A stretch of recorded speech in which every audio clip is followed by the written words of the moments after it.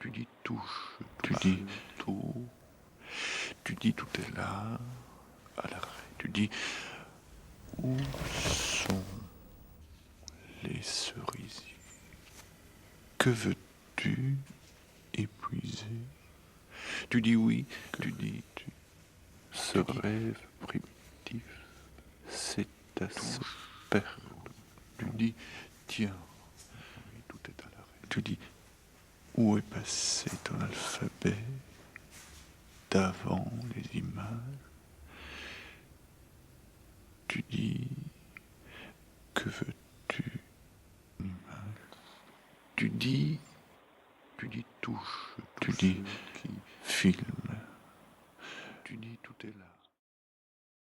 A gente está tendo aqui o penúltimo dia da mostra Cláudio Paciência, o encontro que nos move. Mais uma vez, a gente quer agradecer a Caixa por ter proporcionado essa mostra. Muito feliz de estar com vocês.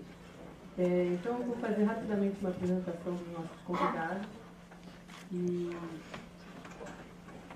depois de uma fala de cada um, a gente vai ter também um diálogo com o Cláudio aqui presente, antes de abrir para o público. Queria só ressaltar que seria legal a gente ter perguntas em relação ao que foi dito hoje, se possível, né? Para ficarmos nos temas que vão ser abordados aqui. E talvez em outras ocasiões a gente pode falar então dos outros filmes que a gente viu nos dias precedentes. Então aqui a gente tem a Carla Maia, que veio da Luz Norte. Obrigada pela presença, Carla. Ela é doutorante do programa de pós-graduação em comunicação social da UFMG e também uma das organizadoras do Fórum DOC. O Luiz Felipe Flores, aqui presente, é mestrando em cinema da Escola de Belas Artes da UFMG também. Também veio de Belo Horizonte. E o nosso outro convidado de Belo Horizonte é o César Guimarães, que é professor do programa de pós-graduação em comunicação social da UFMG e também editor da revista Devires, Cinema e Humanidade. E aqui da UFRJ do Rio de Janeiro, Luiz Augusto Rezende, que é doutor em comunicação pela ECO da UFRJ e também professor do NUTES. E ontem não agradeci a presença da Marta Lima, aqui presente, que está traduzindo. Muito obrigada, Marta. Então, eu proponho ao César de começar. Tudo bem, César? Então. Boa noite a todos. Tá bom aqui? Eu primeiro queria agradecer a Tatiana e a Giana esse convite. Foram elas que, ao me convidar para essa mostra, me apresentaram os filmes do Pazienza, que eu não conhecia, e foi assim, uma descoberta encantadora, instigante. Eu espero estar assim, à altura das indagações que os filmes que eles oferecem e dos afetos que eles despertam em nós. E agradecer, né, a mostra traduz muito bem esse tipo de cinema feito pelo Cláudio ao se intitular O Encontro que nos move, né? E foi sobretudo um prazer conhecer o Cláudio. Hoje passamos a tarde toda numa longa conversa, né, Cacá e Luiz. De certa forma misturou tudo que a gente havia. Agradeço sobretudo esse belo encontro, um encontro com os filmes dele que tem um pensamento, como vocês verão, entrelaçado à forma sensível, de uma originalidade, de uma inquietude no que diz respeito à situação contemporânea do documentário, que vem, por assim dizer, renovar a maneira como nós tomamos o cinema como essa coisa que é capaz de interrogar o mundo no qual a gente vive, interrogar o sentido desse mundo e interrogar em que medida também nós fazemos parte de uma comunidade de espectadores, né? Eu gostaria, assim, eu escrevi junto com o Luiz, com os dois Luiz aqui, Luiz Augusto e Luiz Felipe e Carla, escrevemos alguns textos para esse catálogo. Eu me concentrei, no caso do meu texto, em dois filmes, o Quadro com Quedas e O Espírito da Cerveja. Eu vou falar sobretudo sobre o primeiro, destacando-lhe algo que, dentre as inúmeras virtudes do filme, eu vou destacar uma maneira muito peculiar com que o Cláudio religa os acontecimentos trágicos que atingem as existências singulares e anônimas, mas também que atinge a vida em sociedade, a maneira então como ele religa os acontecimentos trágicos que têm lugar no cotidiano e ele liga isso às questões da coletividade, da história, quando ele começa essa interrogação a partir do quadro do Bruegel, né, a paisagem com a queda de Ícaro. E eu vou tomar a liberdade, assim, sei que é uma referência talvez um pouco canônica, vocês me perdoem, mas Cláudio menciona de passagem no filme dele, construído a partir dessa descoberta para ele também surpreendente do quadro de Bruegel, ele menciona muito rapidamente, esse é um poema bastante conhecido que o Alden dedicou a esse quadro do Bruegel, que chama Musée des Beaux-Arts. Eu vou ler o poema numa tradução do José Paulo Paes e fazer alguns comentários. No meu texto eu cito, sobretudo, os últimos versos. Mas eu vou começar então, embora, e vou dizer, na verdade, talvez em que medida o Cláudio está fazendo um movimento parecido com o Bruegel, mas ultrapassando, fazendo alguma coisa que é próprio da articulação entre as imagens e os sons no cinema. Mas leio rapidamente o poema do Alden, que chama-se Museu de Belas Artes. A tradução é do José Paulo Paes. Diz assim o poema do Alden: no que respeita ao sofrimento, nunca se enganavam os velhos mestres. Quão bem lhe compreendiam a humana posição. De que maneira ocorre enquanto alguém está comendo ou abrindo uma janela, ou somente andando ao léu. Como, quando os de idade aguardam reverente, apaixonadamente o milagroso nascimento, deve sempre haver crianças que não desejam particularmente que aconteça, patinando no lago junto à beira da floresta. Eles jamais esquecem que mesmo o pavoroso martírio deve prosseguir seu curso, de qualquer modo num canto, em algum lugar desaceado, onde os cães levam sua vida canina e o cavalo do algoz raspa o traseiro inocente de encontro a uma árvore. No Ícaro de Bruegel, por exemplo, como tudo volta às costas pachorrentamente ao desastre. O orador bem pode ter ouvido a pancada n'água, o grito interrompido, mas para ele não era importante o malogro.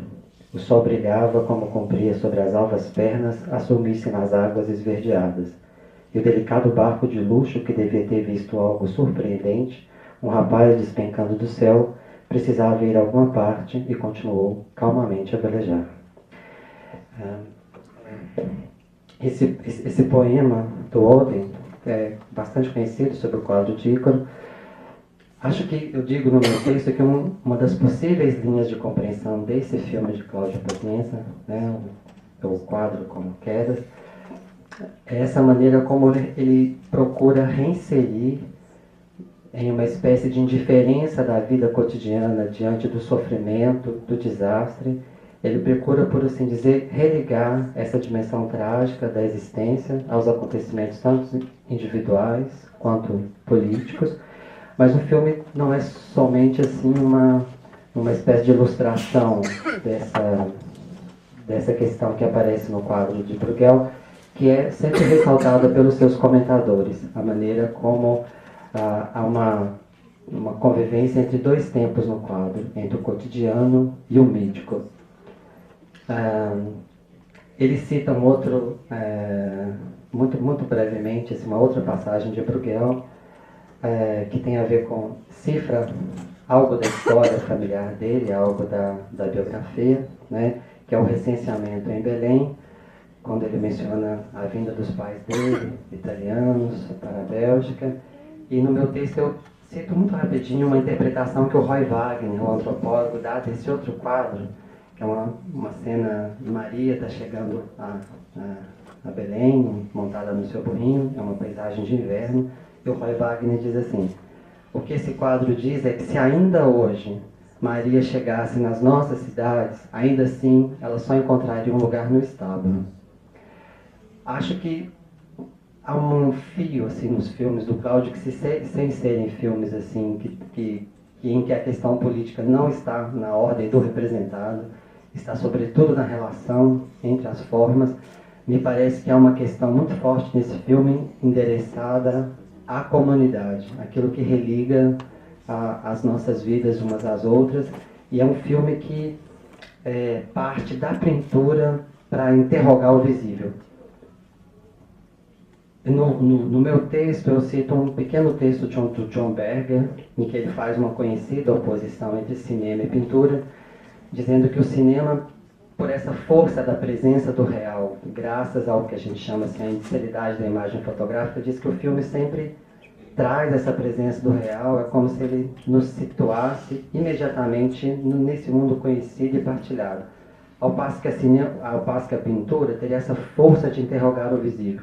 Mas nesse mesmo texto, o John Berger inverte a coisa. Ele diz assim que a pintura traz o desconhecido para casa, enquanto o cinema, ao mesmo tempo que ele é feito da presença do real que se inscreve na película, né, por força dessa conexão entre as coisas e os signos que estão lá na tela, ele diz que o cinema como que nos abre uma espécie de céu cinematográfico, por assim dizer. Então, é uma relação que oscila.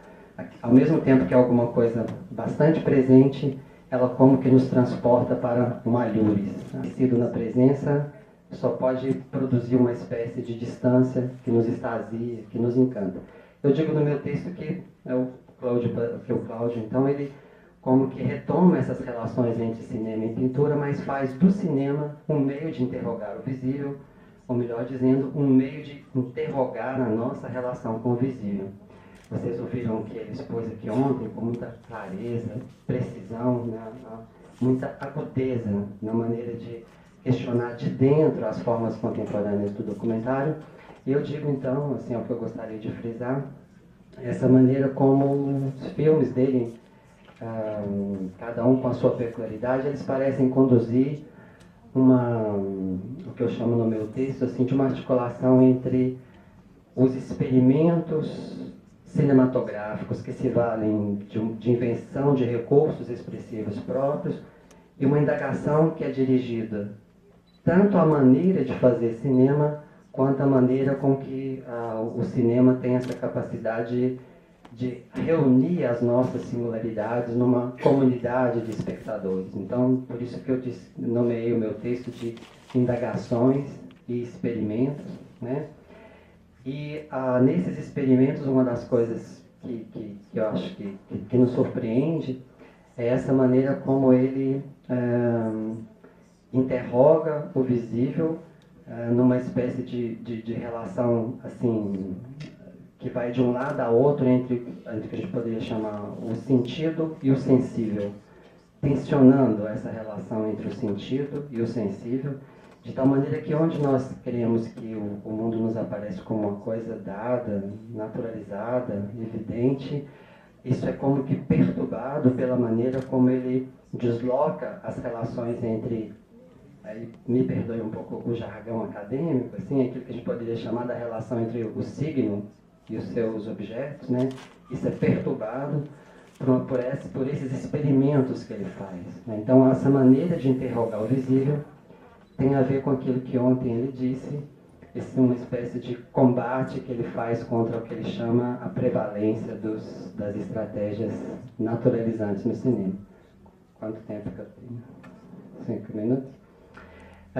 Uma referência que a gente poderia, bom, com liberdade eu digo isso assim, eu entendo que o que ele chama dessa prevalência da estratégia naturalizante no documentário, ela tem a ver com aquilo com que o Roland Barthes, que é um autor caro ao Pazienza, chamava de tudo que vem da doxa. O Roland Barthes, uma definição muito breve, disse que a doxa é a linguagem que vem dos mortos. Ou seja, se a gente quisesse traduzir numa chave que durante um certo tempo o próprio Roland Barthes utilizou, tudo aquilo que faz com que a linguagem se torne uma coisa petrificada, enrijecida, tudo aquilo que faz com que o artifício apareça para nós como coisa naturalizada. Nos anos 60 e 70, quando havia um dispositivo crítico que se alimentava do marxismo e da psicanálise, nós diríamos que era assim que funciona a ideologia. É uma espécie de camuflagem daquilo que é uma fabricação, que é um artefato, que passa como coisa evidente, como coisa natural. Acho que essa maneira como Pazienza interroga o visível faz com que ele perturbe a relação entre os signos e aquilo que eles mostram, aquilo que eles dão a ver, de tal maneira que as coisas, esse mundo que nos aparece como coisa natural, é perturbada por um conjunto de experimentos que inclui a presença de alguma coisa que nós podemos chamar algo que vem da experiência sensível. Esse algo que vem da experiência sensível é feito mais de uma vez com a presença dos corpos, com a presença do próprio corpo dele, o corpo dele colocado em cena, o corpo dos pais, né? O corpo da mãe, o corpo do pai, nesse o espírito da cerveja. Há toda uma participação do pai que como que entra nesses experimentos feitos em torno da cerveja, e que não é um filme exatamente sobre a cerveja, é um filme sobre a maneira como nos gestos cotidianos de se tomar uma cerveja está na verdade assim uma relação muito forte entre o que a gente poderia chamar o hábitos e os sócios, entre os hábitos cotidianos e a vida em sociedade. Esse filme faz ligações surpreendentes, por exemplo, entre o gesto de levantar uma caneca de cerveja e o gesto de uma mão que faz uma reivindicação política, um gesto que faz um carinho, um gesto intempestivo ou suave, e de uma maneira surpreendente. Eis que, né, nesse filme que eu escrevi mais sobre ele, a história de Ícaro, esse que quebra a cara, né, encontra, por assim dizer, no cotidiano, a tradução, uma tradução viva na maneira como ele sai pela cidade, como ele interroga as pessoas, como ele pergunta se as pessoas do quarteirão vivem de maneira feliz, ou se eles interrogam, como ele interroga os pais, se os pais não mantêm uma vida talvez alheia ao que acontece ali na Bélgica. E para terminar, um filme que como que vai, através dessa referência à queda, a todos aqueles que caem, há um sentido forte do que essa queda como experiência social, né? Ele vai como que religando, a partir do mito, esses acontecimentos trágicos que atravessam a nossa vida, né? De tal maneira que o filme acaba por dizer assim que se inicialmente a Bélgica aparece nessa paisagem dada como evidente, como natural, sobretudo a maneira como as coisas aparecem no mundo da mídia, ele vai recortando, vai extraindo essas imagens midiáticas, vai levando as pessoas a esse quadro do Ícaro, né? E perguntando: o que é que você vê aí? Essa pergunta move o filme. O que é que você vê aí? A cada vez que ele faz essa pergunta, o mundo visível, na sua relação com as coisas que ele exibe, ele se vê perturbado. E ao final do filme, essa paisagem da Bélgica, que parecia límpida, transparente, ela surge em convulsão, né? Enfim, eu queria destacar, depois a gente podemos retomar isso, mas me parece assim, que a virtude maior desses filmes é conduzir uma experimentação com os elementos expressivos do cinema, que ela não é uma experimentação formalista, ela não é ensimesmada, mas que na maneira como os elementos expressivos do cinema são perturbados nessa sua desordenação, está em jogo um componente ético, está em jogo aquilo que a gente pode dizer assim, a maneira como as imagens que nós vemos, nós que formamos uma comunidade de espectadores, a maneira como é que a imagem faz um comum, como é que ela mesma constitui um ethos. E é nesse sentido que, ao desconstruir certos procedimentos expressivos cristalizados no documentário, os filmes de Pazienza estão buscando uma espécie de uma outra maneira de talvez refundar essa maneira como as imagens criam uma espécie de em comum, uma existência em comum que concerne a nós, os espectadores.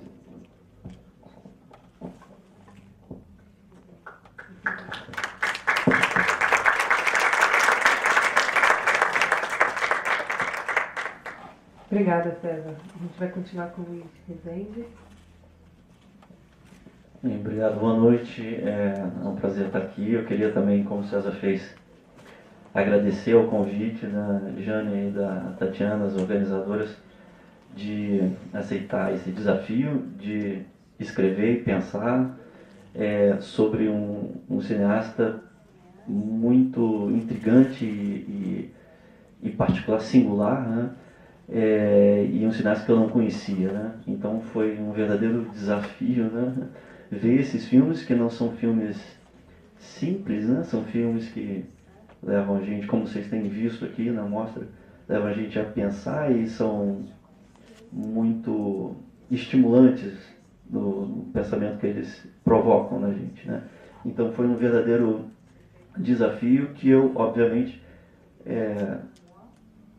respondi, né, com as ferramentas que eu já tinha antes, da forma como foi possível, né? Hoje, para vocês, eu não trouxe nada muito elaborado, muito especial, mas eu queria fazer, para começar, uma referência à Masterclass de ontem. Quem teve ontem aqui vai entender melhor, talvez, o que eu esteja falando, né? Principalmente porque o Pazienza, ele falou muito, no meu entender, sobre duas coisas importantes para entender os seus filmes e, especialmente, vamos chamar assim, o método de trabalho que ele criou, né? E que me parece similar, né? Que parece atravessar os filmes, né? Então ele falou sobre as concepções que ele tem sobre o que é o real, né? E também sobre o que é o documentário, né? Quem esteve aqui ontem vai lembrar que ele falou muito sobre a ideia de que o real não está totalmente dado de imediato e que há uma parte invisível, né, nesse real, que é justamente o que ele busca explorar, né? E por outro lado, ele também fez diversas críticas ao que ele chamou de documentário naturalista, como o César também já adiantou, principalmente entendendo que, como vou usar aqui uma frase que eu tomei de uma entrevista que ele deu e que, se eu não me engano, ele pega de uma ideia do Pasolini, que é o seguinte: por que fazer um filme se esse filme já está perfeito quando nós o imaginamos, né? Eu acho que essa ideia e o que ele falou ontem sintetiza a compreensão que ele tem sobre o documentário e o cerne da crítica ao chamado documentário naturalista, né? Me parece que o encontro dessas duas linhas, né, desses dois conjuntos de concepções sobre o que é real, sobre o que é o documentário, me parecem que o levam a tomar uma posição de recusa a pensar o documentário como representação do real, né? E aí eu não estou dizendo que essa recusa tem a ver com pensar que é impossível representar, que a representação é impossível. Não é isso. É que a lógica da representação não rege esse método de trabalho, essa linguagem, essa mediação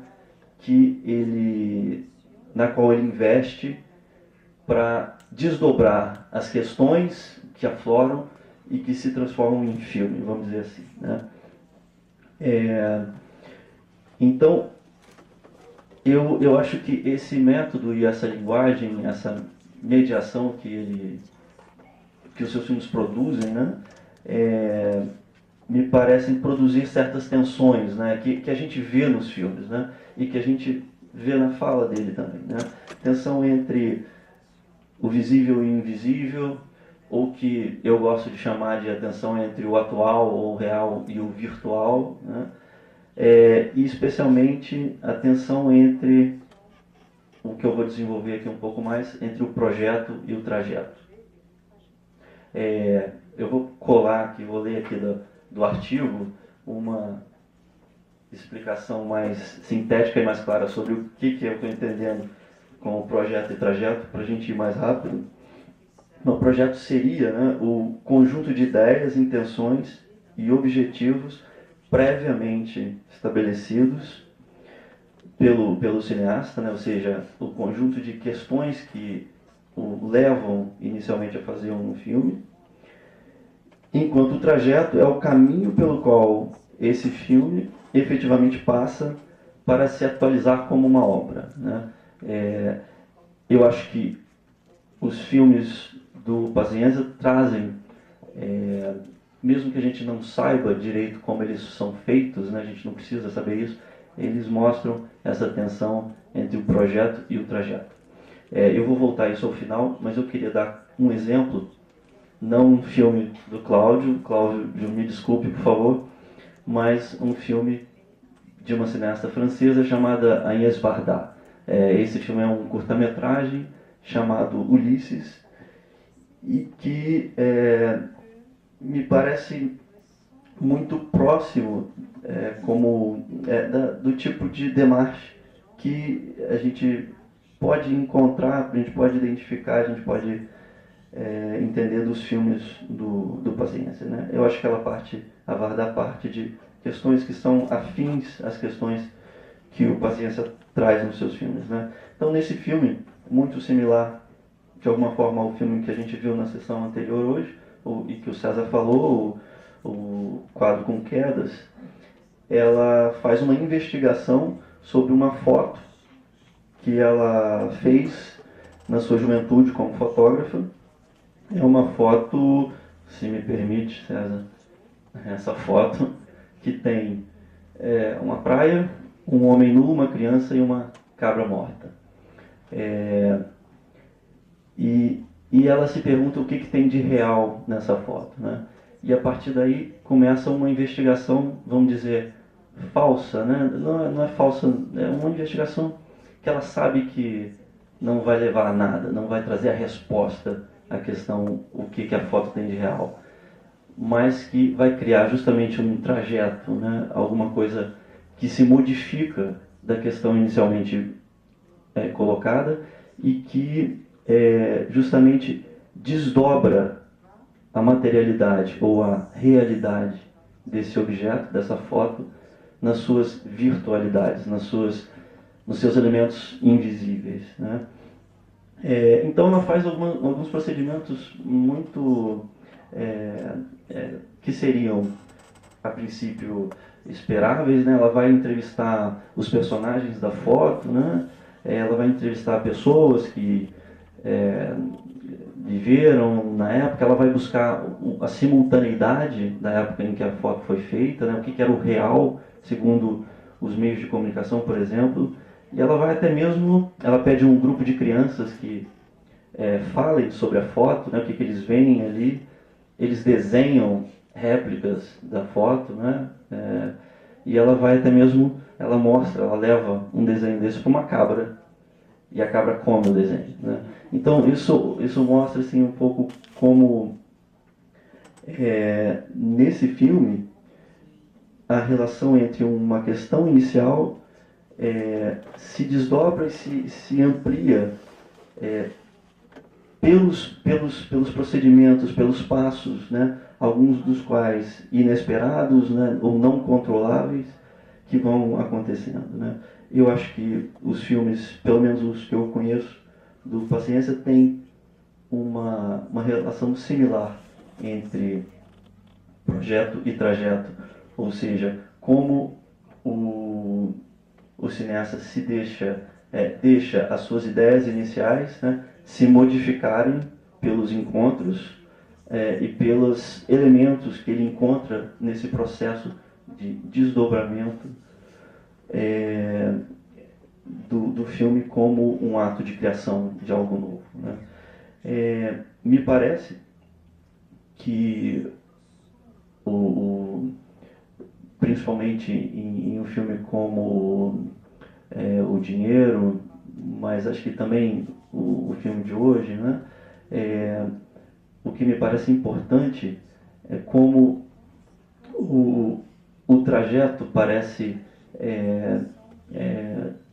ser prioritário em relação ao projeto. E essa eu acho que é uma diferença importante entre os filmes dele e de cineastas como a Agnès Varda, por exemplo, e como outros que têm demarches parecidas com o do Paciência,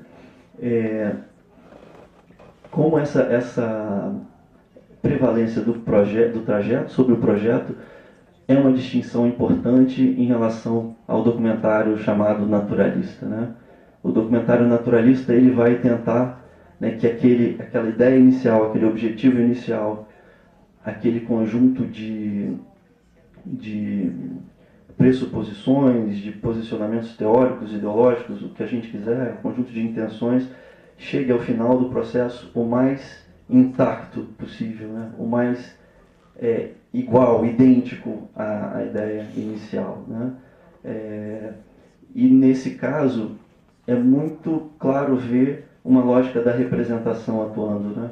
Como aquele roteiro, né? Aquele texto, aquele projeto inicial precisa, né, ser como que copiado, né, pelo processo de produzir um filme. E filmes como os do Paciência vão justamente na direção contrária, né? Eu acho que na direção justamente de pensar o inverso do processo, né? Ou seja, de desfazer as representações para acolher, né, e para aceitar e para mostrar a complexidade e também para criar, né? Eu acho que a palavra criação é a melhor para a gente pensar esse cinema, né? Então, para acolher, para mostrar e para criar, né, um objeto que se desdobra em uma complexidade maior do que a que a gente tinha no início, né? Isso me parece muito claro no filme Quadro com Quedas, no Dinheiro e também no Cena de Caça ao Javali, em que a questão inicial ela é sempre desdobrada, né, e se abre, né, a caminhos múltiplos, caminhos não esperados, caminhos surpreendentes, né, e que muitas vezes nós, como espectadores, não entendemos muito bem a princípio por que se está indo naquela direção, e não imaginaríamos, né, nem mesmo que alguns desses pontos concernem de alguma forma esses objetos, né?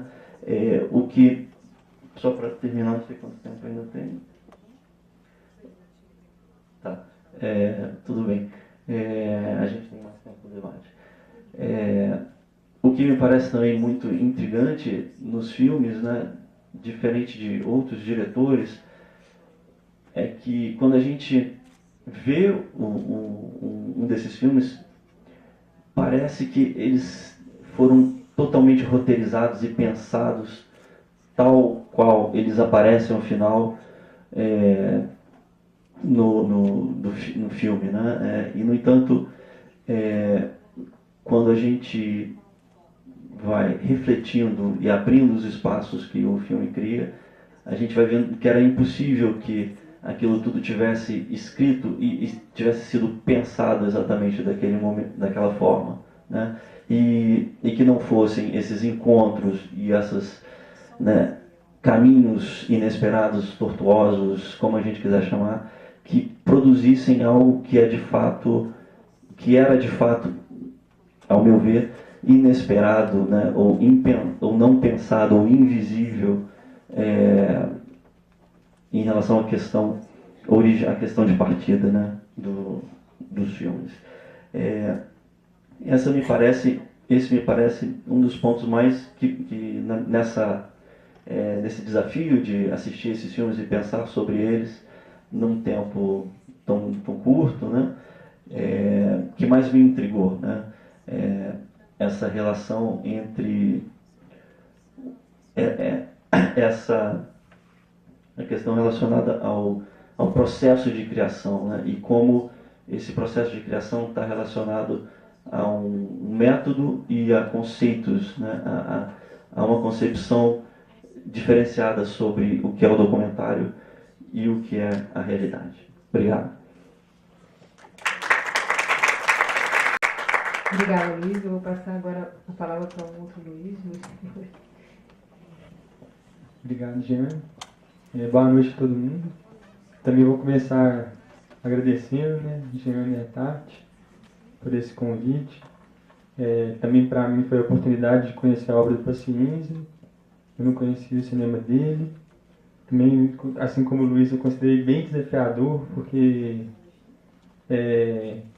são filmes que, de certa forma, pela grande heterogeneidade deles, né, filmes que lidam com uma diversidade de formas muito grande, de temas muito grandes, eles eu acho que isso daí já é uma força deles, já são filmes que escapam um pouco a uma tentativa de análise mais fechada, né? Enfim. Então, só agradecer mesmo pelo contato, por esse encontro que elas estão proporcionando, que rendeu muitas conversas boas, o prazer de conhecer o Paciência, passar o dia hoje conversando com ele. Então, a gente está, de certa forma, pelo tempo curto, né, eu vou me concentrar num filme dele que chama Arquipel Nitrate, né? Não sei se todo mundo aqui viu. Para quem não viu, é um filme que ele tem um elemento diferente assim, em relação ao restante da obra do Paciência, que é um filme que é muito concentrado no trabalho com material de arquivo. Filme feito com imagens de outros filmes, um filme que foi realizado na ocasião dos 70 anos da Cinemateca Belga. E me parece, né, pelo que eu pesquisei, é um filme no qual o Paciência ele utiliza várias imagens de filmes que ele viu nessa cinemateca, ou que ele resgatou lá, e intercala com algumas filmagens dele no momento presente também, muitas imagens caseiras dele cozinhando, dele com seu gato, de certa forma um filme mais solitário, e constrói uma combinação sobre isso que eu vou falar. Então, eu queria começar com não sei, uma espécie de provocação, assim, nada para levar muito definitivamente, não. Mas eu acho interessante, não sei, fico tentando comparar esse filme com outros filmes de arquivo, né? A gente tem aí o Godard, tem uma longa série de filmes, os Histórias do Cinema, que ele trabalha também com material de arquivo de vários filmes escolhidos ao longo de toda a história do cinema. E eu fico pensando, se o Godard tem um impulso, um desejo muito historiográfico, muito, de certa forma, arqueológico, claro que não é só isso, também tem muita coisa lá de espontânea, da combinação das imagens e tal, mas tem alguma coisa também um pouco inacessível ali, uma utilização desse conhecimento cinéfilo dele, desse conhecimento de historiador de cinema de uma forma mais fechada, uma forma quase hermética. Nesse sentido, eu acho que tem uma diferença muito grande. Por exemplo, no caso do Godard, ele não cita as referências dos filmes que ele usa, o Paciência cita, né? Então eu fico pensando, se o Paciência, nesse filme Arquipel Nitrate, que ele também trabalha com material de arquivo, de filmes coletados ao longo de praticamente 100 anos de história do cinema também, né? O que move ele? A pergunta que eu me coloco em relação a esse filme é o que move ele para colocar essas imagens tão diversas, de lugares tão distantes, de filmes tão distantes, que não tem necessariamente uma proximidade estética, não tem necessariamente uma proximidade, às vezes tem, muitas vezes proximidade, mas não é necessariamente o que move uma proximidade temática. O que move ele, né? Me parece que ele é movido por uma outra espécie de desejo, que ele é movido por questões mais ligadas a uma natureza pessoal, muitas vezes, particular, afetiva, também uma aposta na experimentação, de não conhecer previamente tudo que vai surgir da combinação dessas imagens, de apostar também que elas podem construir sentidos lúdicos que vão variar no momento da projeção, na interpretação de cada espectador, de cada filme que cada espectador vai poder construir ao colocar essas imagens juntas, né? Provavelmente muita gente vai reconhecer alguns filmes e vai convocar afetivamente de formas diferentes. E então eu fico pensando que a proximidade desses filmes, o que move, o que justifica, o que move, o que aproxima essas imagens tão díspares, né? Nem sempre díspares, claro, eles têm proximidades também, mas o que aproxima, o que coloca elas juntas, esses fragmentos que ele coleta de vários filmes, me parece esse desejo, esse desejo de colocar junto, de lidar com questões muito pessoais para ele, mas que também vão fazer um sentido para as outras pessoas, que vão crescer para uma dimensão que pode pertencer a qualquer um, né? Que pode ser vão ganhar dimensões pessoais, vão ganhar uma dimensão universal. Então, tentando desenvolver um pouco essa ideia, eu estava tentando desmembrar um pouco quais eram as referências que ele usa, que tipo de imagem ele está trazendo nesse filme. Então, eu vi no final do filme ele coloca a lista dos filmes que ele usa. Então ele tem muitos filmes de vanguardas, formalistas, tem filmes russos, do Eisenstein, do Kudovkin, referências dadaístas, surrealistas, aí tem filmes do Hans Richter, tem filmes de um cineasta belga muito importante da vanguarda belga, um cineasta surrealista que chama De Keller, e aí tem filmes expressionistas, filmes neorrealistas, também é uma grande variedade. Mas eu acho que tem uma questão em comum que atravessa todos esses filmes e que ela vai surgindo cada vez de uma forma cada vez mais forte, em camadas também, mediada pelo discurso dele, pelas palavras que ele coloca no filme, que é uma questão do tempo, da duração, da manipulação do tempo, da passagem do tempo. Aí nisso eu fico lembrando do início do filme, que ele coloca uma série de 4 imagens que jogam muito com uma espécie de manipulação do espaço e do tempo. Por exemplo, tem uma sequência de um filme dos irmãos Lumière, que são dois dos cineastas primordiais do cinema, né? Considerados inventores do cinematógrafo, e são cineastas que eles não têm uma tendência muito grande de manipular as coisas que eles filmam. Porém, o Paciência escolhe deles logo um filme, que é um filme que eles manipulam a imagem. Eles filmam a demolição de um muro e projetam essa demolição revertida, ou seja, eles estão revertendo a demolição do muro, né? Essa escolha, quando ele escolhe essas imagens, ele está apostando nessa capacidade do cinema, dessa máquina cinematográfica, de desnaturalizar um pouco as coisas que são filmadas, manipular o tempo, manipular o espaço, e aí, de certa forma, cometer uma espécie de traição à realidade. Vou usar uma palavra um pouco forte, mas vou lembrar outra cena emblemática do filme para mim, que é uma cena que também é extraída de um filme muito importante para a história do cinema, que é o filme que é A Greve do Eisenstein. É uma cena que esse filme, só resumindo assim, esse filme os operários de uma fábrica se organizam para uma greve contra os patrões e tudo dá errado porque tinha uns espiões no meio que atrapalham tudo. Então, o paciente traz uma imagem desse filme, que é um espião utilizando um relógio para fotografar uma das pessoas importantes da greve, que vai levar a polícia do czar a encontrar o líder da greve. E aí ele fotografa essa pessoa e depois ele mostra esse negativo sendo revelado, etc. Mas então, quer dizer, eu pelo menos faço essa leitura, né, que tá aí, né, o relógio ligado o relógio usado para produzir uma imagem, também ligado a essa pessoa que, no contexto do filme, é um traidor, né?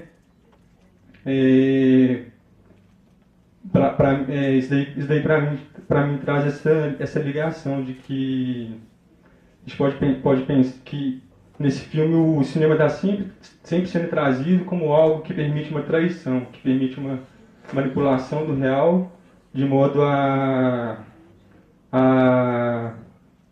impedir um pouco essa passagem do tempo, né? Aí ele entra nessa questão da duração, de que ele explora ela em 3 níveis no filme. Ele faz uma relação entre a condição química da imagem, que está sempre desaparecendo, o cinema, né, ele tem um suporte físico, químico, material, que ele se deteriora, né? Então as imagens elas estão sempre fadadas ao desaparecimento. E também é um mecanismo de reprodução, que o próprio funcionamento do cinema, as imagens que estão passando, né, quadros por segundo, imagens que ficam pouco tempo na tela e depois desaparecem, o que a gente vê é só uma ilusão de movimento, uma ilusão delas continuando, mas na verdade são imagens que estão surgindo por um instante e já desaparecem. Então, para mim também aí tem essa questão da duração, e que ele vai ligar com esse discurso muito bonito, muito poético que ele traz ao longo do filme, vai ligar sempre a uma questão da vida mesmo. A vida o que isso traz para a vida, né? Ele pergunta uma hora quanto tempo dura uma imagem, e logo em seguida pergunta quanto tempo dura uma vida. Ele está criando sempre esse paralelo entre a duração do cinema e a duração da vida. E aí para mim, até hoje conversando com ele, acho que ficou ainda mais claro para mim que é um filme que está muito ligado a como conviver com as coisas que estão desaparecendo, as coisas que estão em desaparecimento, né? No caso, podem ser essas imagens que são de filmes que provavelmente são caros para ele, filmes que ele pode ter assistido na Cinemateca Belga, mas também de filmes que fazem parte de toda uma comunidade do cinema, toda uma comunidade de uma sensibilidade cinematográfica. Como continuar convivendo, como continuar encontrando essas imagens, né? Então, se os outros filmes dele, essa questão do encontro é tão importante, aqui a gente pode pensar que esse encontro ele acontece entre essas imagens, né? E também entre o espectador essas imagens, também entre o cineasta que está construindo esse olhar para a gente, construindo essa imagem para a gente, essas imagens. Enfim. Falta um pouco, 3 minutos. O tempo está curto aqui. Então, só tentando prosseguir um pouco aqui, é um filme que ele vai, para colocar essa imagem em conjunto, ele vai investir muito na montagem, né? E acho super interessante para a gente pensar uma coisa, que as imagens que ele coloca do presente, as que ele realmente produz para colocar nessa montagem, que não são imagens que ele retirou de outros filmes, são imagens dele na cozinha, dele cozinhando, né? Ele cozinha um cérebro gelatinoso, uma espécie de brincadeira assim, para depois dar para o gato. Então, eu fico pensando nessa relação, né? Eu acho que é uma relação que a gente pode esclarecer um pouco isso, esse propósito do filme, o que esse filme representa, o que esse filme significa. Uma relação entre a atividade de montar um filme, de editar um filme, e a atividade de cozinhar. São tarefas que, de certa forma, elas trazem elementos semelhantes. As duas são formadas por uma combinação de elementos diversos, uma espécie de alquimia, um encontro de elementos diferentes, né, que vão se juntar e com uma duração, né, o tempo de cozimento, ou o tempo de montar um filme, ou o tempo de uma projeção, elas vão se transformar numa coisa diferente. Eu acho que esse elemento da transformação também está presente de uma forma muito forte nos filmes dele. O César lembrou do Splitter, né, que escreveu no catálogo sobre o Splitter, que ele explora como ele faz um paralelo, como que a substância da cerveja dentro do nosso corpo vão se transformar, e também como os encontros entre as pessoas também possibilitam transformações. E então elas vão se transformar juntas a partir de uma duração, mas nisso sempre tem uma parcela de imprevisível, de risco, de acaso, de espontaneidade, né? Porque, por exemplo, a gente pode deixar um alimento se queimar e ele vai ficar diferente, ou pode deixar o tempo de cozimento pode alterar tudo, ou se a gente deixar uma colher em cima de alguma coisa, enfim. Tem sempre um risco, assim. E ele vai retomar esse risco continuamente nesse filme. Ele faz uma brincadeira muito interessante com uma espécie de particularidade do cinema, que seria da bestialidade, da animalidade, de que todo filme ele esconde uma coisa de selvagem. E aí eu vou até lembrar um pouco do que ele falou ontem, né, sobre que ele foi explicar o que ele entende pela noção de real, que ele retomou um pouco Lacan. E acho que essa noção de selvagem, de animalidade, uma coisa bestial, uma coisa que está oculta, assim, né, uma espécie de violência, que tem uma coisa invisível por trás, está muito ligada a essa noção de real que ele explora nos filmes dele, que o Luiz lembrou também, que para ele é super importante, é uma coisa que está sempre vem com grande importância na construção documental dele, no que ele entende por documentário. Então, assim também é no real. O real também tem algo de invisível, também tem algo de selvagem, algo que nos escapa, algo que a gente não vê, algo que está por trás, e parece que é isso que interessa para ele, né? Vou fechar aqui, porque acho que o tempo já acabou, né? Então, só fechando mesmo, né? Eu acho que tanto essa questão da duração, né? Duração que vai colocar coisas diferentes em conjunto, vai proporcionar um encontro e uma transformação, mas também a duração das coisas, as coisas que morrem, as coisas que escapam, as coisas que estão agora, mas não vão estar mais, que uma hora vão acabar. Aí, nesse sentido, eu acho que os últimos planos do filme são muito significativos, porque ele filma a Cinemateca, que é um lugar que parece que ele tem um grande carinho vazio, e pergunta, né, fala assim, eu não consigo mais lembrar onde fica o lugar que eu estava, onde fica a minha cadeira. Então tem uma espécie uma espécie de sentimento diante de alguma coisa que está desaparecendo, né? E aí ele traz ele utiliza essa combinação de imagens para construir alguma coisa, né, que vai, de certa forma, lembrar ele do que desapareceu, ou vai permitir ele continuar encontrando o que desapareceu de outras formas, ou por semelhanças, ou por traços, ou por fragmentos, ou por coisas que lembram ele, né? Acho que não vai dar para explorar mais, eu acho que vou ter que fechar mais. Mas, por exemplo, só para dar um exemplo, assim, nesse filme Arquipelágico Nicrático, ele retoma alguns gestos, alguns objetos que eram importantes para a mãe dele, que morreu, né? No filme seguinte acho que ele vai continuar um pouco esse luto. Eu esqueci de dizer, no filme anterior ele também já é um filme um pouco de luto pela morte, que envolve um pouco a morte do pai. Mas enfim, acho que tem essa dimensão do tempo que chega sempre de forma ambígua. O cinema é onde o tempo passa, onde as imagens passam de forma fugidia, mas também é o que permite que o presente seja sempre salvo, porque a cada projeção ele vai se repetir, ele vai estar de novo aqui com a gente. E essa ambiguidade parece que está sempre retomada nos filmes dele, como que é possível estar junto das coisas, tanto das coisas que estão presentes, mas uma hora não estarão mais, quanto das coisas que desaparecem. É isso. Obrigado. Obrigada, gente. Carla, por favor. Boa noite. Acho que o agradecimento eu vou estender aqui, né? Agradecer aos organizadores da mostra pela apresentação desse cineasta, eu também não conhecia antes. Agradecer ao Cláudio também pelos filmes, por colocar o nosso pensamento em movimento. Ontem ele falou que fazer filme para ele é um pensamento sempre em movimento. E assistir os filmes dele também é uma experiência de pensamento em movimento o tempo todo. Assim, né? A gente vai acompanhando as experiências dele, como coloca o César, os experimentos dele, as indagações, e o nosso pensamento move junto. Talvez eu queria começar lembrando de uma história que eu gosto, eu já trabalhei com ela outras vezes, mas eu gosto de contar essa história, porque acho que cabe um pouco no que ele insiste nos filmes e também na fala dele de ontem, que é uma história antiga, assim, de uma disputa na época dos gregos. Eu agora não vou lembrar o nome dos pintores, mas são dois pintores disputando quem conseguiria fazer o quadro mais perfeito. Um deles resolve pintar umas uvas. E as uvas são tão perfeitas que os passarinhos vêm bicar as uvas. Assim. E todo mundo se impressiona e fala, uau, esse aí é bom mesmo, né? Pintou umas uvas que atraíram os pássaros.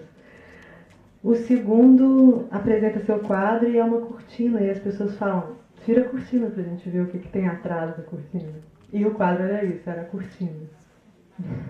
Obviamente o segundo ganhou o concurso, porque ele enganou o olhar daqueles que estavam vendo o quadro, né? Quer dizer, ele pintou não a coisa em si, o que ele tinha em mente, as uvas, como o primeiro, mas ele pintou a impossibilidade de ver a uva. Ele pintou uma cortina e aquela cortina operou como que um logro do olhar, né? Essa história que conta é o Lacan, que é um autor que ele citou ontem na aula dele.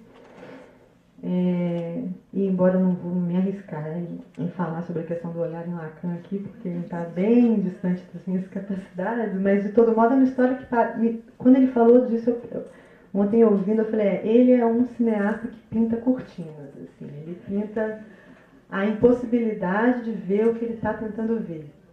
Ele não é o que vai nas uvas. Acho que é um pouco isso que ele está querendo dizer quando ele está tentando falar desse naturalismo, né, e do antinaturalismo que ele defende como método.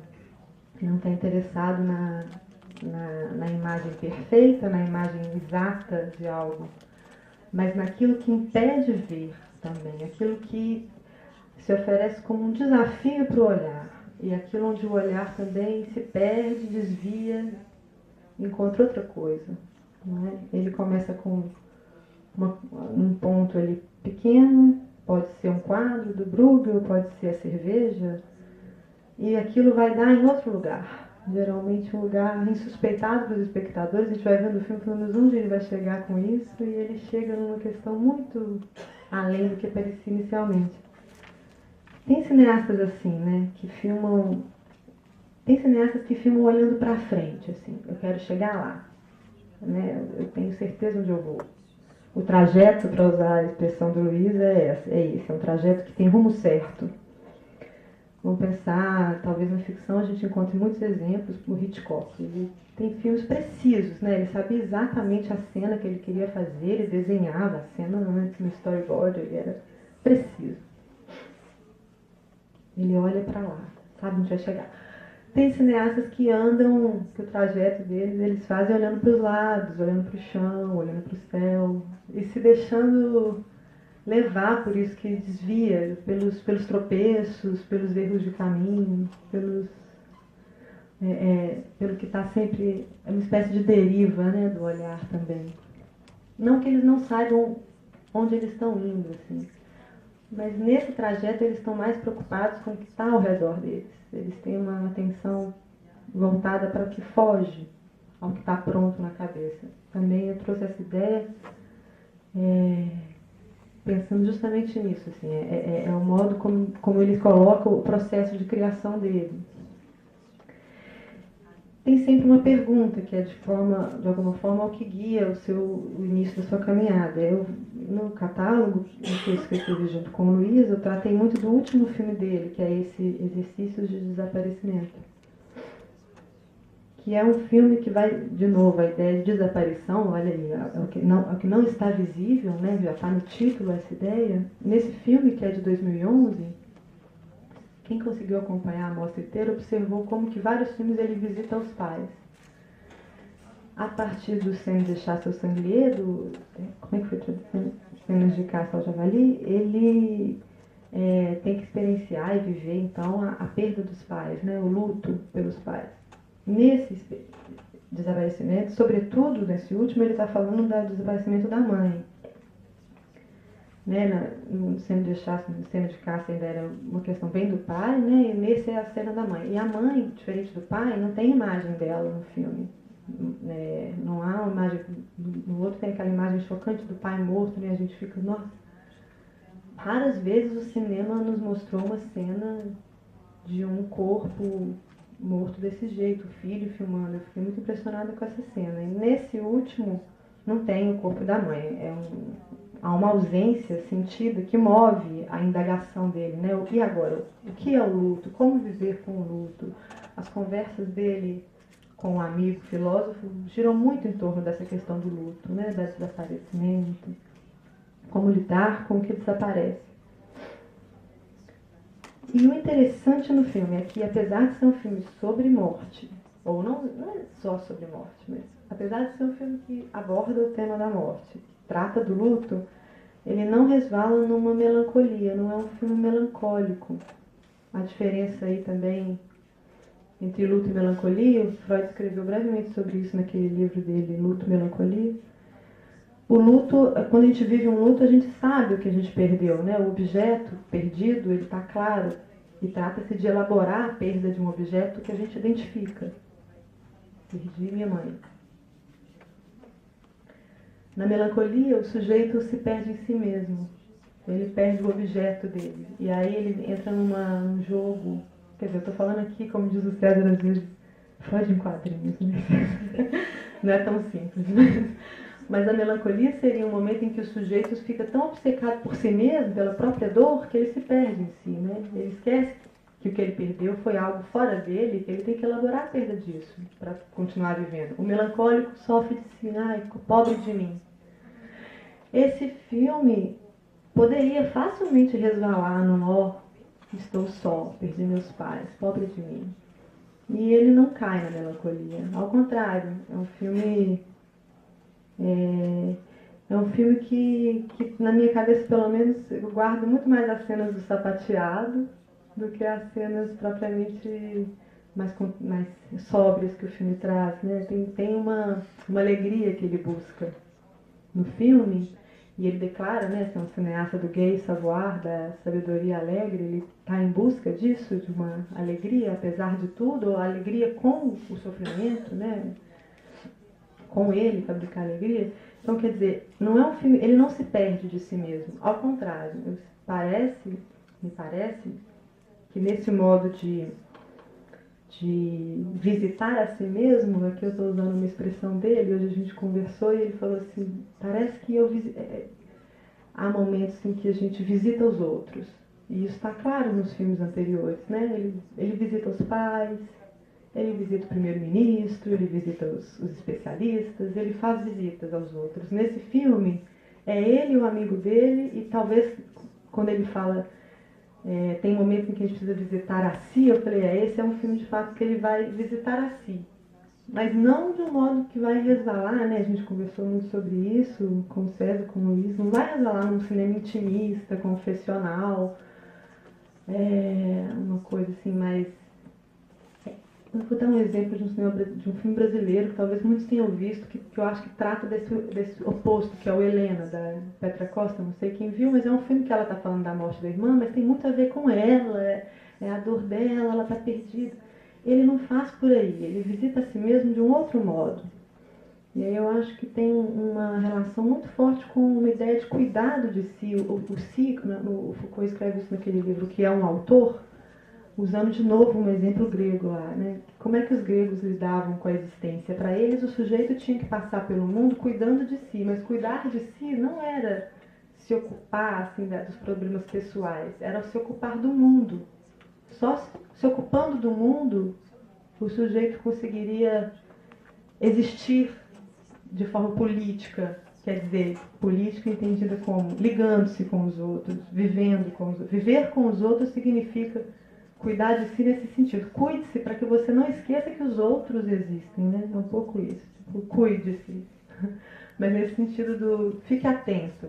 E não no sentido de preocupe-se apenas com você mesmo, né? Que é o perigo da nossa época, né? O individualismo aí sempre como ameaça. Um cineasta que se coloca em cena, que faz filmes sobre questões pessoais, autobiográficas, sem resvalar no cinema pessoal, subjetivo, confessional, autobiográfico, que diz respeito só a ele, que é uma coisa que a gente vê muito no cinema. Ele consegue se colocar a serviço, a gente escreve isso no nosso texto, a serviço de uma situação, de modo que as questões que ele aborda não tem a ver só com ele.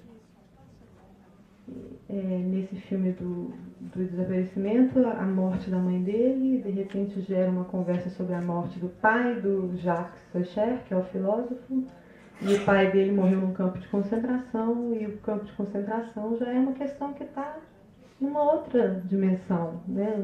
Leva para questões históricas, sociais. É o que está invisível que está em jogo aqui, né? Ele não vai lá e vai filmar exatamente os campos de concentração, não precisa fazer isso, mas ele traz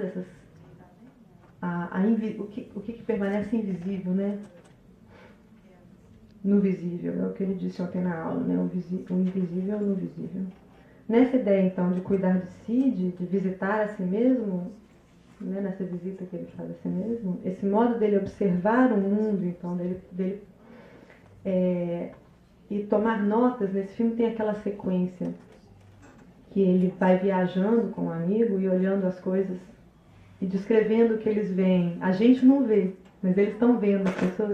Então lá vem um menino de bicicleta, ali tem um casal que se beija, ali tem uma árvore. Nós, espectadores, não estamos vendo, ele está descrevendo o que está fora. Olha só, é o jogo do fora de campo que interessa nesse filme, né? Ele está interessado com o que está fora. nesse jogo do fora de campo, nesse modo de optar, né, por mostrar o que está invisível, deixar o invisível pulsar dentro do que a gente vê, tem um potencial aí fortíssimo, não só estético, mas político, porque trata-se disso também, né, de não tentar tudo ver, né, de não reconhecer o que a gente não consegue, onde a gente não consegue ver também, quer dizer, deixar a cortina lá onde ela está e deixar cada um imagina o que tem atrás desse véu.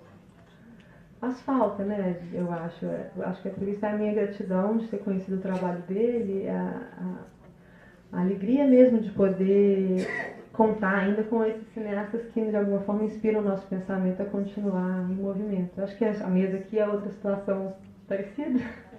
Quando eu falo, o pensamento não para, ouvir os colegas também foi isso, foi manter o pensamento em movimento. Então, o que eu teria a dizer é isso, e a gente pode continuar o debate, né? Obrigada.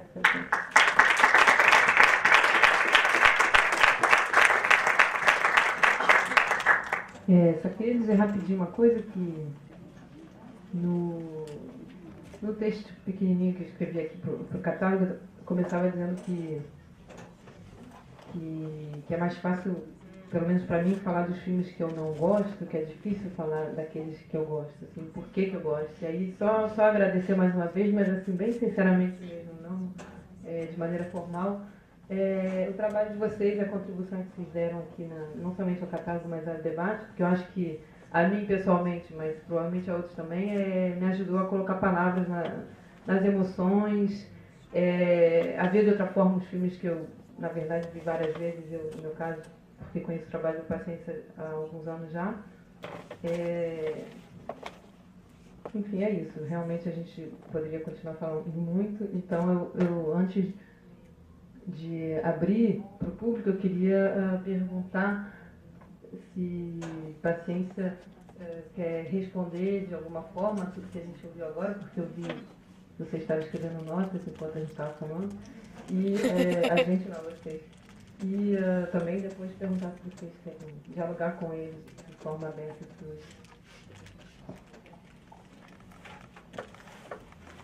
É delicado, assim, falar a presença do cineasta individualmente.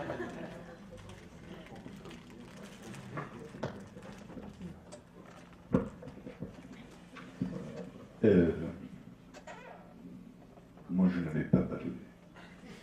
Hã? Je n'avais pas parlé. Eu não vou falar, Je vais juste dire merci. eu apenas gostaria de agradecer. Parce que c'est comme ça. Porque é isso.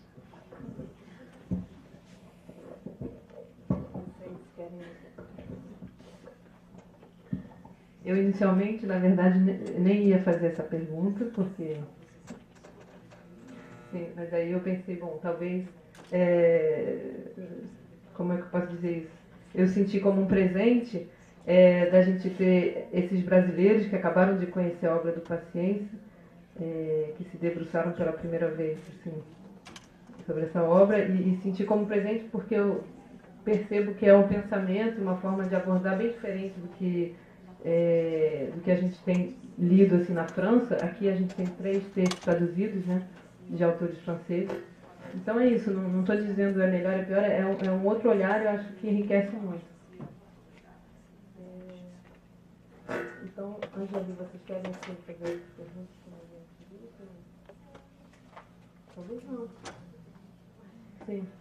Então tá bom. Então, queria saber se o público tem alguma pergunta para a gente abrir para o debate. Na verdade, nem temos tanto tempo assim, então seria um bom momento para começar a falar com o público, se vocês tiverem perguntas. Na verdade, eu já fiz essa pergunta, mas era em frente de outro público, então eu quero fazer a pergunta novamente.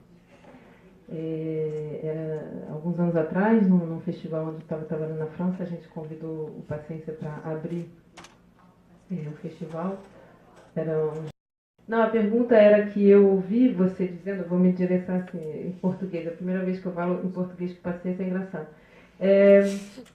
Era que eu ouvi você falando essa frase um dia, era no Festival de Cinema de Riel, E essa frase me marcou. Então, não é propriamente uma pergunta por que você disse isso, mas o que para você nos falar um pouco mais sobre essa frase, assim, essa...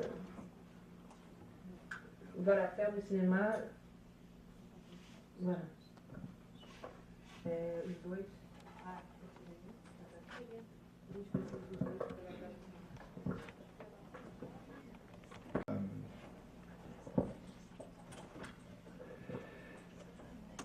Alors,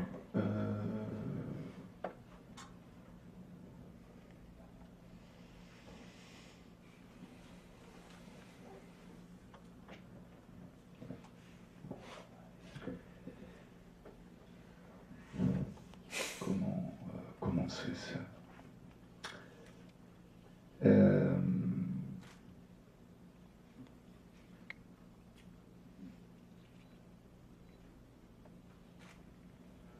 On peut dire que ce qui pour moi est en train de se passer Poderíamos dizer que o que para mim acontece est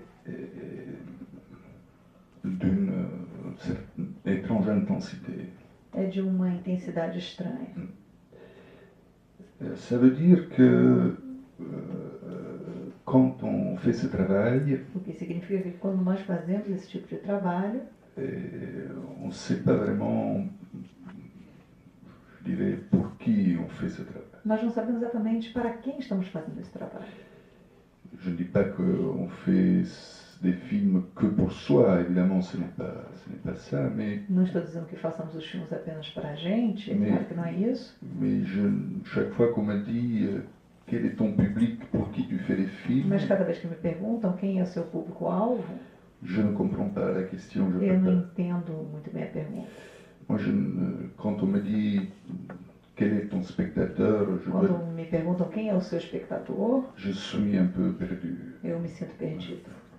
Alors, on sait que dans certains cinémas hollywoodiens, Eu sei que no cinema de Hollywood, por exemplo, l'âge moyenne du spectateur, c'est 12 ans. a idade média do espectador é 12 anos. Et moi, je n'ai pas d'âge moyenne E eu não tenho uma idade média, pour mes films. uma faixa etária. Mais il m'arrive, comme aujourd'hui, Mas acontece, por exemplo, como no dia de hoje, d'autres fois aussi, em outros momentos também, et particulièrement ici à Rio de Janeiro, e principalmente aqui no Rio, de voir que c'est ce travail qui est souvent solitaire et pénible, eu percebo que esse trabalho que às vezes é muito solitário, muito difícil, fait écho, crée des vibrations. cria vibrações, ecos, ecoa, Et ça m'émeut. e isso me comove. Alors, qu'est-ce que c'est l'émotion? O que seria emoção? Je dirais que c'est la conscience que, au fond, quelque chose me lie aux autres. É a consciência de que alguma coisa me liga aos outros. Didi Huberman a une définition intéressante. Il E dit Lieberman tem uma definição interessante. l'émotion, c'est toujours au pluriel. A emoção é sempre o mais real. On n'est jamais ému tout seul. Nós nunca nos sentimos comovidos sozinhos. Il y a quelque chose qui traverse ce sentiment. Sinon, je ne vois pas à quoi servirait une rencontre. Senão, eu não entendo para que serviria um encontro.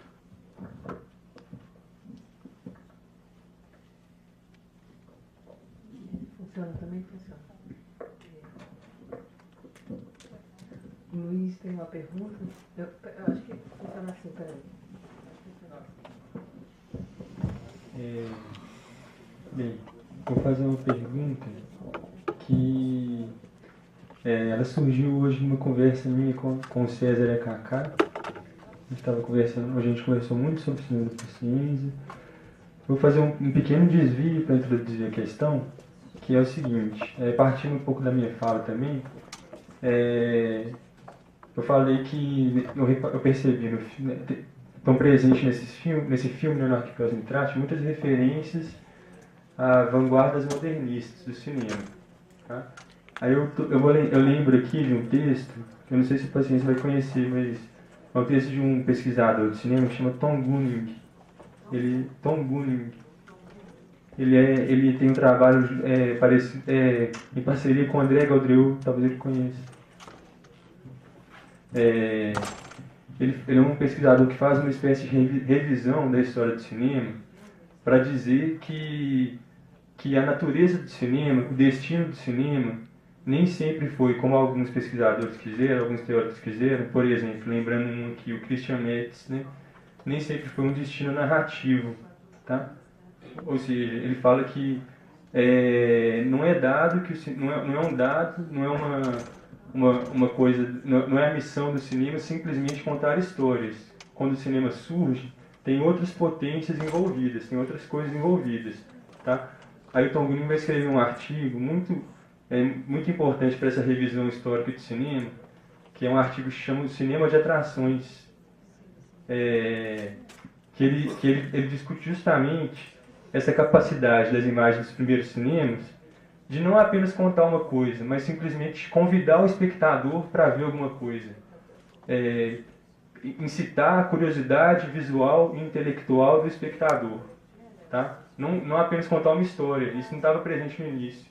E aí ele vai lembrar também que as vanguardas, né, que me parece que vocês têm familiaridade com elas, porque ele coloca no Arquipel Nitrate, as vanguardas vão justamente retomar um pouco desses potenciais que estavam inexplorados no cinema, que o cinema, em determinado momento, ele toma um rumo predominantemente narrativo. Tá?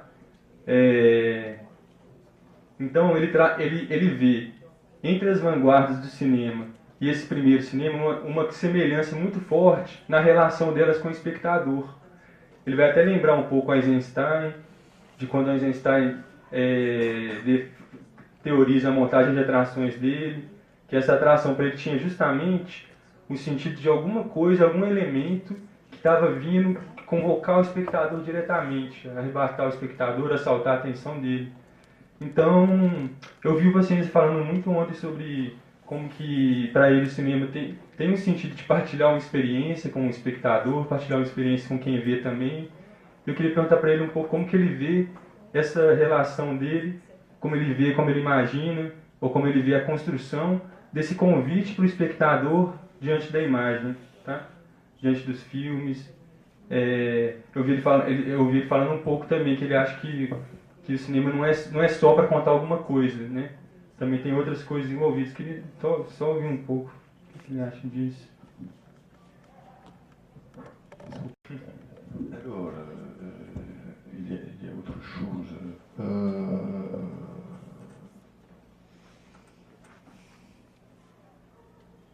C'est un peu compliqué ça. Par où on peut commencer?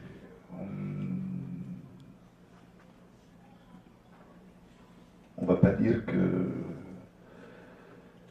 il n'y a aucun plaisir Não podemos dizer que não exista nenhum prazer avec ce qu'on appelle un cinéma classique. com aquilo que nós chamamos de cinema clássico. On ne va pas dire que le grand coupable C'est c'est Griffith. C'est quoi? Griffith, un cinéaste qui s'appelle Griffith. Griffith. Oui, Griffith. On peut dire qu'on est à un moment on a souvent été dans l'histoire du cinéma où certaines choses Na história do cinema existem certas coisas. sont peut-être autrement possibles qu'il y a. Existem coisas que poderiam ser possíveis. Il y a 80 ans, 60 ans, 50 ans. 60 anos, 80 anos atrás. Qu'on peut, avec une certaine culture aussi, s'autoriser certaines choses, de certaine façon, avec le spectateur. Autorizar ou fazer algumas coisas com o espectador. Et moi, je me suis rendu compte que ce que je pouvais m'autoriser, E eu percebi que aquilo que eu poderia me permitir c'était de ne pas être gêné é de não me importar, não me sentir perturbado par le fait donner à voir toute ma machine, de l'arrière-cuisine. mostrar toda a minha maquinária, a máquina, a minha cozinha. C'était à la fois de questionner Por um lado, era uma questão de questionar un sujet, assunto, mais aussi de questionner mas questionar também la langue, le langage avec lequel ce a sujet linguagem est approché. com a qual esse sujeito é abordado. Esse assunto é abordado. Donc, je considère que ce que vous appelez, ce qu'on appelle le spectateur, Então, eu considero que o que vocês chamam de espectador, je peux l'inviter dans plusieurs formes d'intimité. eu posso convidá-lo a uma série de formas de intimidade. À la fois une intimité qui est une intimité humaine, De personnelle, um lado, uma intimidade humana, mais aussi dans l'intimité du doute de la construction. a intimidade da dúvida da construção. Et que je ne devais pas être nécessairement honteux de paraître tout à fait ignorant, honteux, avoir Eu não honte, deveria ter realmente vergonha de parecer totalmente ignorante. que je pouvais même mettre en scène mon ignorance. Eu poderia colocar em cena a minha ignorância. Alors, aujourd'hui, je parlais avec César, je citais Agnès Varda. Hoje eu Que comentei com o César, récemment eu citei a disait- Agnès Varda, Le documentaire, c'est une leçon d'humilité. e a de humilité. Humilité. Ok, em que ela dizia que o documentário é uma lição de humildade. Et pour moi, ce mot humilité veut dire ne pas être honteux ou gêné, E para mim, humildade nesse sentido quer dizer não se sentir incomodado, não ter vergonha, ce qui, au fond, est rarement montré comme étant, de mostrar aquilo que raramente é mostrado, et qui est ce qui est derrière le rideau, d'une que é aquilo que está certaine atrás da manière. cortina. L'outil, São as ferramentas. un documentaire doit avoir le résultat d'une recherche, O documentário como resultado de uma pesquisa, souvent. frequentemente. Et dans mes films, Et il y a dans les films, il y a l'outil, il y a Existe, você vê a ferramenta, il y a une sorte de transparence. há uma espécie de transparência. Alors, pour revenir à la question que posait notre ami, Para voltar à questão que o nosso amigo levantou, je le sollicite, le spectateur, à la fois du côté je pense, du côté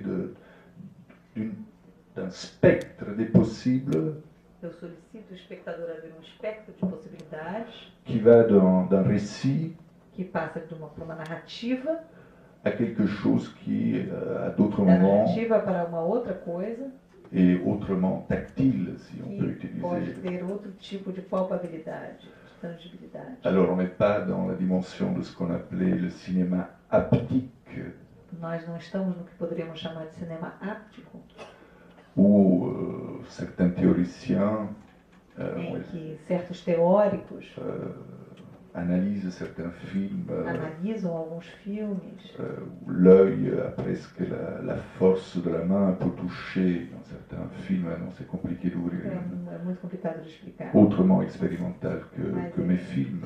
É de um outro tipo de experimentalismo, Mais pour être encore plus simple, je mas para simplificar, considère eu considero que la personne qui verra mes films que a pessoa que vai ver os meus filmes est fondamentalement et essentiellement é essencialmente, un fundamentalmente, sujet pensant, sujeito pensante, capable de penser, capaz de pensar. et que donc je n'ai pas à lui soumettre E não sou eu que vou des formules, submeter fórmulas a ele. mais qu'il est Não aussi, cabe a mim fazer isso. qu'il est aussi dans la capacité Mas que de, ele também é capaz, à côté du sens, de certains sens dans certaines séquences de certains films, de, a partir de certas sequências e certos sentidos de algum filme, de construire lui aussi de construir ele também des formes, du sens. formas e Du sentidos. sens. Alors, je dois dire que dans tout ça, évidemment, hier en parlant de ce travail, ou du moins de la manière d'approcher le documentaire, Então, ontem eu falar desse trabalho, da maneira de abordar o documentário, il y a certes toute la dimension qui concerne la préparation d'un film, é claro que existe toda essa dimensão que se refere à preparação, l'étude qui os précède, estudos que precedem l'écriture a narrativa, a escrita d'un film. de um filme, Mais il y a également, parallèlement à ça, mas paralelamente a isso, un temps qui, dans mes films, existe um tempo nos meus filmes qui est d'une autre nature que é de outra natureza, et qui est un acte créateur. que é um ato criador. Et je dois dire que ce moment de la création E eu devo dizer que esse momento da criação est fait aussi d'éléments é feito de elementos que je ne maîtrise pas toujours que eu nem sempre posso controlar, et que je refuse même de maîtriser, que eu me recuso a controlar, parce que je me suis rendu compte porque que eu percebi, entre ces deux mouvements qui composent entre esses dois movimentos que compõem l'acte de faire le film, o ato de fazer o filme, qui sont ces deux moments qui sont la maîtrise que são esses dois momentos que são exatamente o controle, mais aussi le lâcher, mas também o se deixar levar, lâcher, soltar, voilà, quelque chose de plus intéressant soltar que alguma coisa mais interessante se passe que si le film n'est le résultat que d'une maîtrise, que de la maîtrise. Je me suis perdue. Alors, il ne s'agit pas que de maîtriser tout, Não se trata de controlar tudo, mais aussi de décider qu'à un moment, mas decidir que no on momento refuse de dado maîtriser, nós vamos nos recusar a controlar, qu'on lâche. que a gente vai poder soltar esse Et controle. là, parfois, apparaissent E des aí, choses às vezes aparecem coisas étonnantes. impressionantes. Alors, je dis ça parce que, pas que pour mes films, j'ai encore du temps. Oui. Non, tu veux que j'arrête? C'est bon. Je dis ça parce que analyser un Eu film, digo isso porque analisar um filme, une fois qu'il est fini, uma vez que ele é terminado, ça a souvent très peu de choses à voir avec le processus de fabrication d'un film, normalmente isso tem muito pouco a ver com o processo de fabricação do filme, qui lui est extrêmement chaotique, imprévisible, que acaba sendo extremamente caótico em si, Mystérieux. imprevisível e misterioso. mystérieux. Analyser un film fini Analisar um filme terminado donne souvent cette illusion frequentemente nos dá a ilusão que l'acte de création que o ato de criação est aussi linéaire, seja tão linear, aussi compréhensible tão compreensível pour l'auteur para o autor que ce que le critique, l'analyste, le que professeur os raconte. críticos, os professores dizem. C'est, à mes yeux, beaucoup plus mystérieux. Ça reste- Para mim é uma questão muito mais misteriosa do que isso. Donc je ne veux pas dire par là que ce que racontent les exégètes n'est pas intéressant, que du contraire. Eu não estou querendo dizer que o que eles contam, o que eles explicam, não é necessariamente interessante, Mais qu'il faut distinguer ces deux, mas é que é preciso fazer uma distinção deux moments qui sont desses momentos, un qui est vraiment la fabrication, la naissance, seria a fabricação, o la nascimento, construction a d'un film, construção de um filme, et cette impression e que, essa impressão, après coup, après, depois, que le film aurait pu suivre des étapes telles que l'exégète les explicite, les rencontre. e que esse filme poderia ter seguido outros caminhos, como determinados por críticos de cinema. César? O que você acha, César, disso?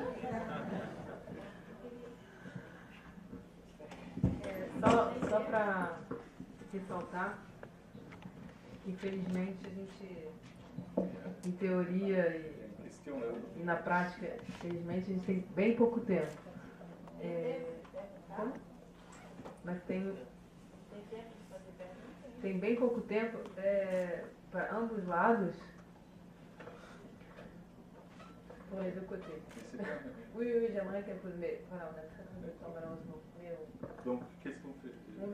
César peut répondre? Oui, César peut répondre. E depois eu queria Est-ce que César peut répondre? César. César. Bom, estava seguindo o fio assim, do raciocínio dele, estava quase como que sendo levado assim. Bom, vou dizer, Cláudio, assim, eu acho que de aquilo que eu acho que mais me tocou verdadeiramente assim, vendo os seus filmes, e é a maneira como a gente poderia, em diferentes instâncias, colocar a seguinte questão, assim, como coabitar uma imagem. Seja quando, no caso desse filme, o Cenas de Caça ao Javali, em que você diz ao lado do seu pai morto que você queria estar ao lado dele, na imagem, compartilhar um plano, compartilhar uma presença em que há muito fortemente ao mesmo tempo essa presença do que não está mais.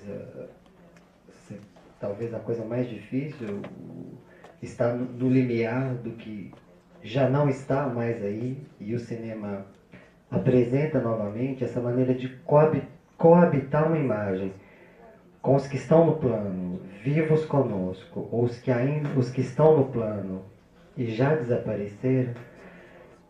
Me pareceu assim o que mais me tocou nos seus filmes, e acho que isso vale para o que é tema dos filmes. Por exemplo, eu gosto enormemente dessa passagem do Espírito da Cerveja, em que você cria como que um procedimento fantástico, no sentido de uma ciência do fantástico que convoca a poesia.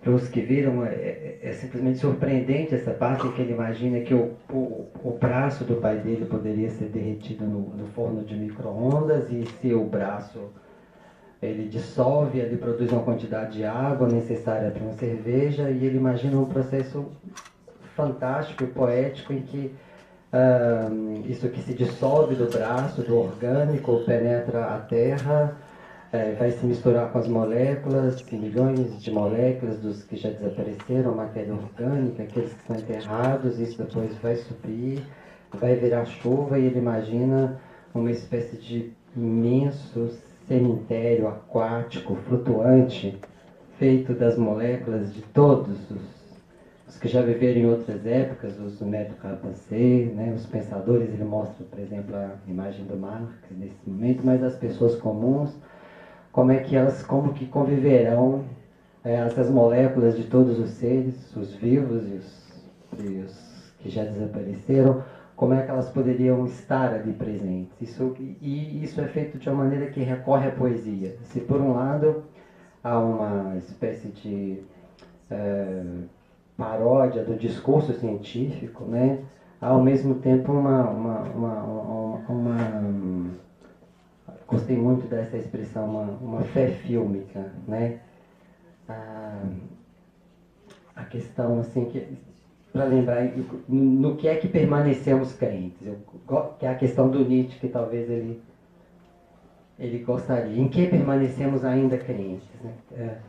Como investir a nossa crença nas imagens, o que é que ele chamou de fé fílmica. Eu gosto muito de encontrar nesses filmes uma razão para sustentar uma fé nas imagens, no sentido de que elas nos solicitam a colocar novamente em coabitação os vivos e os mortos, os pequenos e os grandes, as vidas anônimas e as vidas que são conhecidas, que uma imagem possa conter um gesto pequeno, aparentemente insignificante, cotidiano, e ao mesmo tempo isso possa aparecer ligado à vida dos homens, à vida da comunidade.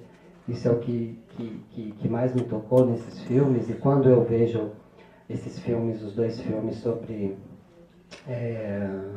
caça ao javali, os exercícios de desaparecimento que é articulado ao arquipélago nitrato, eu gosto muito particularmente do momento em que você estende um tecido que você encontra, parece na casa, né, dos seus pais. Eles parecem que um armário, onde estão guardados uns panos enrolados, assim, uns rolos, né, ele é todo branco, e há duas aparições desse tecido. Uma delas é naquele momento em que o javali ele é então escalpelado, é retirado a pele do javali, em seguida há um plano que aparece uma mão humana que é desenhado sobre a pele do javali, e o que é a pele do animal ela vai revestir, digamos, uma mão humana, né? Mas isso esse tecido que você utiliza uma faca para cortar uma pequena amarra dele, envolve a carne do javali que você vai cozinhar com seu amigo. Então é absolutamente impressionante que da caça, do sacrifício do animal, porque eu acho que se trata do sacrifício do animal também, alguma coisa vai ser partilhada, justamente a comida, né? E alguma coisa em torno da caça, do perigo, do sacrifício, como que restabelece uma cadeia, enfim. Os vivos precisam desencadear os mortos, os que estão presentes precisam manter uma ligação com os desaparecidos. Isso me toca muito, e depois quando vejo que num segundo momento você está novamente trabalhando com esse tecido, ele é ao mesmo tempo alguma coisa que me lembra o que envolve a carne mesmo, porque o javali foi escalpelado, mas depois no segundo filme, eu acho que é sobretudo quase um pouco como se tivesse uma espécie de uma mortalha simbólica. É um lugar onde alguma coisa do desaparecido vai encontrar assim, um lugar onde alguém pode costurar, fazer um pequeno gesto, né, com a costura, com a máquina de costurar, e alguma coisa, eu acho que liga, né? Liga o filho à mãe, liga o filho ao pai, mas liga o filme aos espectadores. Eu acho que é a questão assim que nesses filmes eu gostaria que mais me toca, me parece que concerne a vida dos espectadores, finalmente, porque o que acontece com os espectadores conosco aqui nesse momento? Trata-se ao mesmo tempo da nossa vida, eu com vocês, nós que nos conhecemos mais ou menos, com essas imagens que os filmes nos apresentam, com esses ausentes. Mas é sobretudo o modo como o cinema poderia vir a escrever o desaparecimento e o que há de irreparável em todos os que desapareceram, e dizer que o destino deles concerne também ao nosso, é o que mais me toca nesses filmes. Eu acho que se houvesse uma maneira de defender uma fé fílmica, eu diria que ela tem a ver profundamente com uma espécie de experiência histórica que continua a esperar do espectador uma espécie de reparação impossível, mas é uma espécie de compromisso ético, por assim dizer, do espectador em sustentar essa fé. Acho que é o que mais me toca nos filmes dele, é a maneira como isso me veio, por uma série de associações um pouco inesperadas, por assim dizer. Obrigada, César. Vai lá. Só para dizer que eu tenho uma guilhotina caindo aqui, né, sobre mim mesma, aí eu tenho que impor essa guilhotina a vocês, né, infelizmente, porque realmente a caixa que estamos acolhendo vai fechar. Mas ali, assim que a gente sair, pode inverter, vocês podem então brigar comigo e inverter a guilhotina lá fora. Aqui, infelizmente, eu vou ter que encerrar. Mas vamos continuar a conversa assim, de maneira menos formal, porque não teremos microfone. Mas realmente eu convido a você a fazer a pergunta lá fora. De verdade, a gente pode continuar a conversa um pouquinho, porque a gente teve bem pouco tempo para o número de pessoas aqui. Então, desculpa não poder passar o microfone como a gente inicialmente falou, né? Porque eu entendo que também o pensamento em ebulição, sempre em movimento, demora também para formular a pergunta, mas isso a gente vai ter que encerrar. Muito obrigada novamente.